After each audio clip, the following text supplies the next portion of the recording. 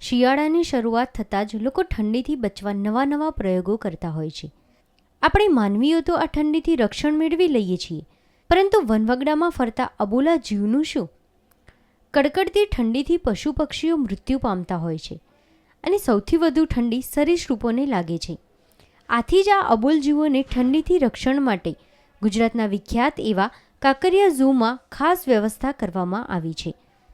પક્ષીઓ, સાપ, વાઘ, દીપડા, ચિત્તા અને હૂંફ મળી રહે તે માટે દરેક પિંજરામાં હીટરની ખાસ ગોઠવણી કરી છે, જેના લીધે આ અબોલ જીવોને ઠંડી સામે રક્ષણ મળી રહે. જ્યારે ઠંડી પડે છે ત્યારે આપણે ખાસ ધ્યાન રાખવું પડે છે કે જે પ્રાણીઓ છે એને ઠંડીની અસર નહીં થાય. વધારે ઠંડીની અસર થાય તો એના હાથ પગ અકળાઈ જાય, બીમાર પણ પડી શકે છે. ઉંમરવાળા પ્રાણીઓને વધારે તકલીફ થઈ શકે. તો ઉંમર જેની બહુ વધારે હોય અથવા બહુ ઓછી હોય, બંનેને નુકસાન થાય. તો આપણે ત્યાં સિંહ, બાઘ, દીપડા, રીંછ દરેક જગ્યાએ આપણે હીટર લગાવવામાં આવે છે. સાપ જે છે એ કોલ્ડ બ્લડેડ એનિમલ્સ છે, એ માટે એને ઠંડીની સૌથી વધારે અસર સાપને થાય.